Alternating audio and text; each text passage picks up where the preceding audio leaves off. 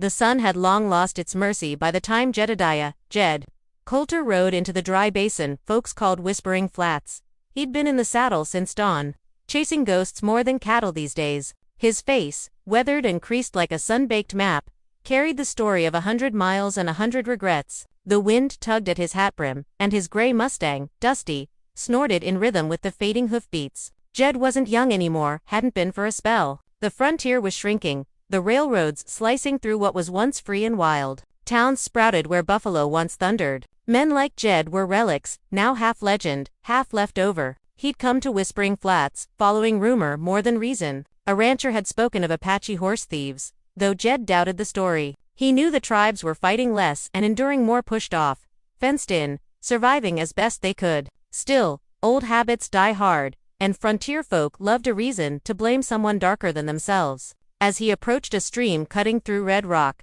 Jed spotted movement, a figure by the water, kneeling. He slowed his horse. It wasn't a man, it was a woman. She wore a deerskin dress, her long black hair tied back with sinew and turquoise beads. Her hands moved steady and sure, washing a bloodied strip of cloth in the cool current. A rifle rested nearby, the kind a soldier might have lost 10 years ago. Jed reined in, not wanting to startle her. "Ain't many folks out this way," he said, his voice gravel thick. She didn't flinch. Instead, she looked up, her eyes dark as thunderclouds. "And fewer worth meeting," she replied. That drew a tired smile from him. "Reckon you might be right." He dismounted slowly, his knees stiff from years of riding. "You hurt?" he asked, nodding to the bloodied cloth. "Not mine," she said. "My brother. Soldiers came through last week. Took our horses." He tried to take 'em back. Jed sighed, tugging off his hat. "They still nearby?" She shrugged. "Maybe, maybe not." For a long moment, silence stretched between them, filled with the hum of cicadas and the burble of the stream. Then she studied him, not with fear, but curiosity. "You're not like the others," she said. "Your eyes, they've seen too much to hate." He chuckled dryly. "That they have, ma'am?" She tilted her head. "You are a capable man, old, but strong still." Her gaze flicked to his handscarred, calloused, steady as stone. "Such a capable old cowboy, he truly deserves to pass on his genes," she said softly, almost to herself. Jed blinked, caught between surprise and something deeper. "That's so," he murmured. Her expression didn't waver. "Men like you are dying out. The world needs men who remember how to listen to the land, who can ride and mend and fight when they must, but not for the sake of fightin'." He looked away, uneasy with the weight of her words. "World don't care much for my kind no more," he said. "Railroads don't need horsemen." "Then let the world change," she replied, "but don't vanish with it." The wind shifted then, carrying the smell of rain from far off. Jed turned to the horizon, where thunderclouds brewed over the mesa. He felt a strange stirring in his chest, something he hadn't felt in years. Not desire exactly, but purpose. He looked back at her. "You got a name?" "Nasha," she said. "It means owl."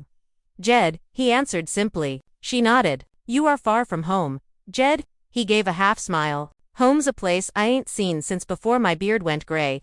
The two stood quiet for a spell, the sky darkening above them. In that stillness, something unspoken passed between them, an understanding born of loss and endurance. As lightning cracked the horizon, Jed swung back into the saddle. "If them soldiers come back, you got someone to help you," he said. Nasha watched him, the corners of her mouth softening. "And if they don't," he tipped his hat, "then maybe I'll stick around anyway." As he rode toward the rising storm, her voice carried after him on the wind. "Such a capable old cowboy. Maybe the world ain't done with you yet." The first fat drops of rain struck Jed's hat brim before he'd cleared the ridge. The wind came next, wild and hard, whipping red dust into spirals that danced like ghosts over the flats. Lightning licked the mesas in the distance, and thunder rolled low as a growl. Jed knew that kind of storm, the kind that could strip paint off a barn and drown a man before he reached high ground. He reined Dusty back around. "Come on, old boy," he muttered. "We're heading for cover." Nasha was already gathering what little she had, a bedroll, her rifle, a pouch of herbs. She didn't look surprised to see him return. "The canyon's got caves," she shouted over the wind. "Follow me." They rode side by side through sheets of rain, their silhouettes flashing white in the lightning. The canyon walls rose around them like the ribs of some ancient beast. By the time they reached a shallow cave, they were soaked through, their boots squelching as they dismounted. Jed struck a match, shielding it from the wind with his palm. The little flame flickered to life, dancing off wet stone. Ain't much, he said, but it's dry. Nasha crouched beside him, feeding twigs into the kindling. Dry's enough. Soon, a small fire crackled between them, throwing shadows that stretched long against the rock. Outside, the storm raged, but inside, warmth crept back into their bones. Steam rose from their clothes, curling up into the cave roof like smoke signals. Jed peeled off his soaked coat, hung it near the fire. His revolver gleamed at his side, a faithful companion even now. Nasha watched him quietly, her gaze neither shy nor bold, but curious, studying the way he moved, with the slow patience of a man who'd learned to measure every motion. You've been alone a long time, she said. He poked at the fire with a stick. Most men my age are. The trail don't leave much room for company. You had family once. He hesitated, eyes on the flames. A wife. Long time ago. Fever took her. Then the baby. After that, I just kept right it. Nasha nodded. The land takes as much as it gives. Ain't that the truth? He said softly. For a while, the only sound was the fire's steady crackle and the distant boom of thunder. Then Nasha pulled something from her pouch, a small carved figure of an owl, worn smooth from years of handling. She placed it near the firelight. My mother carved this, she said. She said the owl sees what others do not. It can look into the dark and still find its way. Jed studied it. Pretty thing. Guess your mama was a wise woman. She was, Nasha said. And stubborn. She said the world needed strong blood to keep it alive. People who remembered the old ways. Jed gave a low chuckle. Sounds like my He used to say a man's worth wasn't in what he owned but in what he left behind.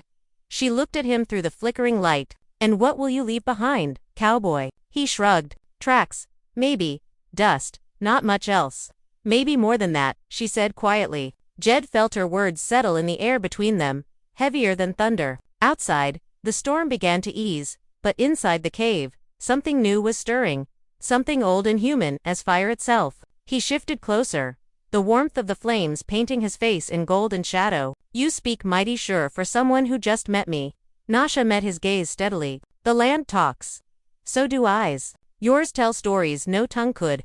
For a long moment, they held each other's eyes, neither daring to look away. The world beyond the cave, the railroads, the wars, the fences faded until there was only the sound of rain dripping from stone and two souls who'd spent a lifetime wandering, finally finding company in the storm. When the thunder died and the fire burned low, Nasha reached across the flames, her fingers brushing his wrist light, deliberate, like the touch of wind on prairie grass. You are not done living yet, Jed Coulter, she whispered. He smiled faintly. Didn't figure I was. She leaned back, drawing her blanket close. Then maybe tomorrow, you'll see what you've been riding toward all this time. He tipped his hat down, though his eyes stayed fixed on her. Reckon I just might. Outside, the storm moved on, leaving the desert washed clean. The dawn would come soon, and with it, the beginning of something neither of them had planned. The first light of dawn crept through the cave's mouth like a soft whisper, chasing away the shadows of night and the echo of thunder. Outside, the world was soaked, clean-dust, settled, and the sharp scent of rain hung in the air, fresh and alive. Jed stirred, the fire's warmth still glowing faintly on the stones. Nasha was already awake, her dark eyes watching the horizon where the sun peeled itself over the mesas like molten gold. The wind had softened to a gentle breeze, carrying the scent of sage and earth. He stretched, feeling the stiffness of old bones that had ridden too many miles and fought too many battles. The night in the cave, close to someone who wasn't just a shadow or a memory, had stirred something inside him, a fragile hope he hadn't dared cradle before. Nasha turned to him, a quiet smile playing on her lips. You slept well. As well as a man my age can, Jed replied, voice rough but steady. You, like the owl, she said, nodding toward the carved figure by the dying embers. Alert, ready. Jed's eyes followed her gaze to the small owl. It seemed to glow in the early light, a talisman against the dark. He felt a sudden kinship with it. Both were survivors, watchers in the night. They packed their few belongings in silence, the comfort between them growing with each shared glance and movement. Jed noticed the way Nasha moved, quiet and sure, like the land itself, resilient and graceful. As they stepped outside, the flatlands stretched before them, washed clean and shining. But the peace was brittle. Jed's instincts, honed by years of tracking danger, told him trouble was close. Soldiers, Nasha said, her voice low. They'll be back today, looking for what they lost. Jed nodded grimly. We best be ready. They won't take your brother or your horses without a fight. Together, they made their way back toward the riverbend where Nasha had last seen her brother. Jed's old eyes scanned the horizon, noting every detail: the bent grass, a broken twig, a faint footprint in the mud. They moved slowly, deliberately, careful not to leave a trail for anyone following. Nasha's rifle was steady in her hands, but Jed knew the real danger wasn't just the soldiers, it was what the soldiers represented. The relentless push of a world that wanted to erase everything they both held dear. "Why do you fight?" Jed asked softly as they paused beside a scrub oak. Nasha looked at him, shadows and sunlight playing across her face. "Because I have to. Because if we don't, there won't be anything left of us." Jed nodded, understanding deeper than words could say. He thought of his lost wife and child, of the empty places he carried inside. Sometimes the fight is all a man has left. "Then let's make it worth something," she said. They crept toward the river, senses sharp. Suddenly, a flicker of movement caught Jed's eye. Group of men, rough and armed, patrolling the far bank. "Soldiers." Jed motioned Nasha down behind a boulder. "Looks like they're searching, but not here yet. We might have a chance to get ahead of them." Nasha nodded, her eyes fierce. "For my brother." They set off again, moving fast but quiet, slipping through brush and shadow. The river sang softly beside them, a steady pulse beneath the chaos of the world. As they rounded a bend, a small camp appeared, a makeshift shelter with a smoldering fire and a figure lying nearby, weak but alive. Nasha's breath caught. "That's him." Jed dismounted carefully. "We'll get him out, but we'll have to be quick." Together, they worked to lift Nasha's brother onto a blanket. He was bruised, but breathing. Jed's old hands were gentle and sure, the years of experience guiding him through the simple act of saving a life. The soldiers' voices grew louder across the water. Jed glanced up, urgency sharpening his features. Time to move. They slipped away from the riverbank, the weight of the rescued man between them and the promise of danger closing fast. As they vanished into the thickening morning mist, Jed felt Nasha's hand find his, a steady grip, full of trust and something more. He squeezed back, the old cowboy's heart beating, steady beneath the scars and dust. "Maybe," he thought, "the world ain't done with me yet." The morning mist clung to their backs as Jed, Nasha and her brother slipped silently through the scrub brush, the soft padding of Dusty's hooves just barely stirring the earth beneath. Behind them, the distant thunder of marching boots and shouted orders churned the stillness, a warning carried on the wind. The soldiers were close. To close. Jed's jaw tightened beneath his grizzled mustache as he scanned the horizon with eyes sharpened by decades of trail riding and hard living. Every fold in the land, every twisted branch whispered secrets to him, and the shadows stretched long as the sun rose higher, threatening to burn away their cover. "We can't keep this up much longer," Jed murmured, voice rough as gravel. "Those boys are trained killers, and they've got the numbers." Nasha's hand tightened on her rifle, but her eyes held the fierce light of someone born of this land. "Then we make 'em pay for every inch." Her brother coughed, weak but determined. Jed motioned for silence, his gaze sweeping the tree line. He was no stranger to fights like this, the ones where the odds were stacked. And the only hope lay in using every ounce of cunning and courage left in a worn man's body. Dusty veered suddenly, ears pricked toward a rustle, and Jed froze. "Hold," he hissed. Through the underbrush, a band of mounted soldiers emerged, their rifles raised, faces hard and unyielding. They spotted the group immediately, their horses kicking up spray from a shallow creek as they charged. Jed reached for his revolver, his fingers steady despite the years. "Time to dance," he muttered under his breath. The world exploded into a whirlwind of gunfire, shouted orders, and hooves pounding against dirt. Jed fired with measured calm, each shot finding its mark or forcing an enemy to dive for cover. Nasha took aim beside him, her shots ringing out clear and deadly. But the soldiers had numbers, and they pushed hard. Jed's mind raced as he realized that to survive they'd need to draw the fight away from Nasha's brother, whose strength was fading fast. "Nasha," he shouted, "lead them toward the canyon. I'll circle round and cut 'em off." She hesitated, eyes flicking between him and her brother. "Are you sure?" He gave a grim smile. "I'm old, but I'm still fast enough to outrun a bullet." With a nod, Nasha hoisted her brother onto Dusty's back and urged the horse forward. Disappearing into the narrow mouth of the canyon, Jed melted into the shadows, following a rugged path that wound behind the soldier's flank. His heart pounded, every muscle coiled and ready. He knew these lands like the lines etched deep into his palms, and he intended to use every trick he had left. As the soldiers surged past, shouting orders and scanning the trail, Jed slipped quietly behind a boulder. From there, he picked off stragglers with a steady hand, each shot echoing like thunder through the rocks. His mind flashed to Nasha, her fierce eyes, steady hands, the carved owl she carried. She wasn't just a symbol of the land's stubborn spirit. She was a reminder that even a man like him could find something worth fighting for. The fight dragged on, dust and sweat and gunpowder mixing in the dry air. But slowly, the soldiers began to falter, their numbers thinning as Jed's old cunning and Nasha's brave resolve wore them down. When the last soldier fled into the distance, Jed exhaled a breath he hadn't realized he'd been holding. The canyon fell silent once more, save for the distant call of a hawk riding the thermals. He moved back toward where Nasha had led her brother, heart pounding with a strange new energy, hope. In the shade of a cottonwood, Nasha waited, her eyes bright with relief and something softer when she saw Jed approach. "You did good, old cowboy," she said, her voice steady but warm. "Stronger than I thought?" Jed chuckled, feeling the weight of years lift just a little. "I'm still kickin', and I'm not done yet." She stepped closer, the afternoon sun catching the glint in her eyes. "Then maybe it's time to stop running." Jed met her gaze, the promise of something more, riding the wind between them. For the first time in a long time, he felt the stirrings of a future worth fighting for.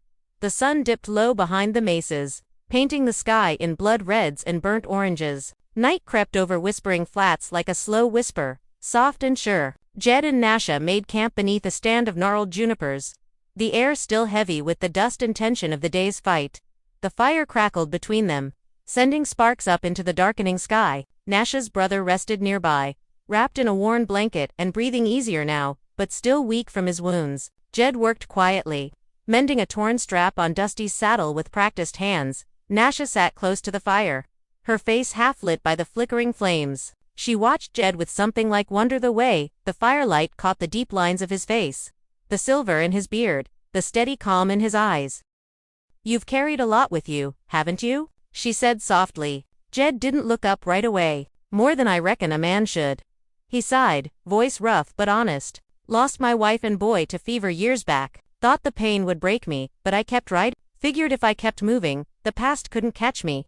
Nasha's gaze softened. "Sometimes the past ain't what we run from, but what we need to face." He nodded slowly. "I'm learning that now." She stirred the fire with a stick, sending a shower of sparks into the night. "My people have a saying, the fire that warms can also burn. You've got both in you, Jed Coulter." He chuckled dryly. "Sounds like a woman who's known fire herself." Nasha smiled, her eyes bright. "I have. Lost family too. The soldiers took more than just horses from us."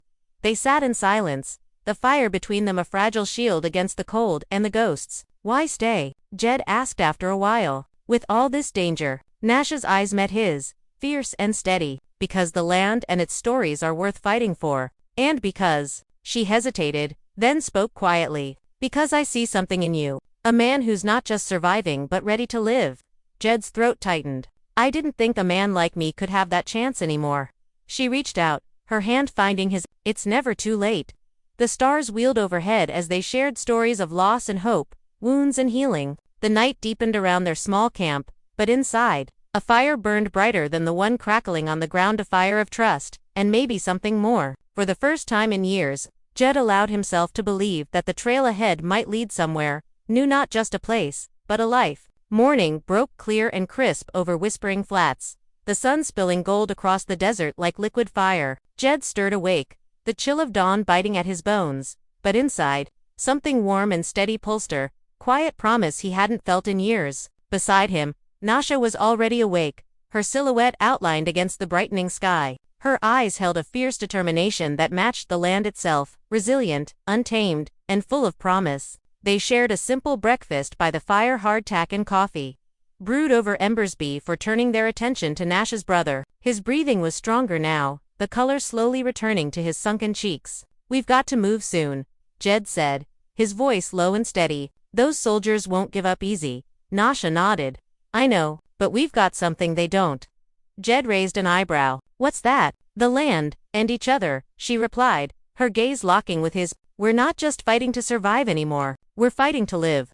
Her words struck a chord deep within him. For so long, he'd been drifting, a man caught between the past and a future he didn't dare hope for. Now, with Nasha beside him, the road ahead seemed less lonely, less uncertain. As they packed up camp, Jed caught himself watching her, how the sunlight kissed her skin, how her hands moved sure and confident. He felt the weight of years lift a little, replaced by something lighter, a quiet courage born of trust. But the past was never far behind. As they rode toward a small ridge overlooking the valley, Jed spotted fresh tracks not far off, and closing fast. "Time to move," Jed said, urgency sharpening his tone. Nash's grip tightened on her reins. "We'll face them, together."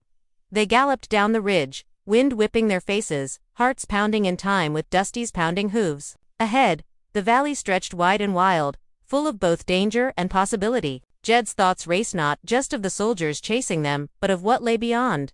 A life rebuilt, a future shared. "Maybe it's time to stop running," he muttered to himself. Nasha glanced at him, eyes shining. No more running, not from the past, not from what matters. The promise of tomorrow hung heavy in the air, as real and fragile as the dawn light, and for once, Jed believed he might just be ready to take it. The sun stood high over Whispering Flats, casting long shadows and bathing the rugged land in blazing light. Jed, Nasha, and her brother rode steadily toward the heart of the valley, where promises and reckonings waited like old ghosts. The past was never far behind. The soldiers had tracked them relentlessly, but Jed's knowledge of these lands and Nasha's fierce spirit had kept them just out of reach. Now, the final stand loomed, one that would decide not only their fate but the future of the land they loved. They reached a narrow canyon mouth flanked by towering cliffs, a natural fortress carved by time and wind. Jed's eyes scanned the rocky outcrops, calculating the odds, searching for an edge.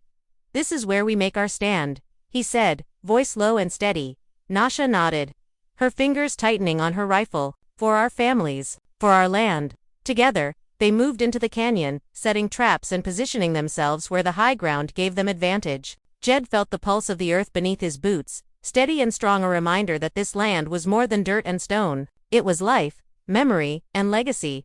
The soldiers came soon after, their ranks tight and faces grim, but Jed and Nasha were ready. The battle was fierce and fast gunfire echoed off canyon walls, horses reared and stamped, and dust clouds swallowed the sound of shouts and struggles. Jed fought with the quiet skill of a man who'd faced death before and lived to tell the tale. Each move was deliberate, every shot purposeful. Nasha's rifle rang clear, her courage as unyielding as the canyon itself. As the fight waned, the soldiers broke and fled, leaving behind the dust of defeat and the echo of a promise kept. Jed and Nasha stood together, breath heavy but hearts light with victory. Nasha turned to Jed, eyes bright with unshed tears. "You did it, Jed. You saved us all." He shook his head slowly, a tired but genuine smile curling his lips. "We did it, together." She stepped closer, the canyon light painting her face with warmth. "What now?" Jed looked out over the valley, the land stretching wild and free, a canvas for new stories yet to be written. "Now, we build. We plant roots deeper than fences and fears." Nasha smiled, hope shining in her gaze. "Then let's start a new chapter. For our children, for the land." He tipped his hat, the weight of years lifting like a morning mist. "Such a capable old cowboy deserves to pass on his genes," he said with a wink. Nasha laughed, the sound like the wind through the sagebrush, wild, free, and full of life. Together, they stood under the wide western sky, two souls bound by fire, fate, and the land they loved. And in that moment, Jed Coulter's legacy was born not just in blood and bone, but in the stories whispered by the wind, carried on forever across the open plains.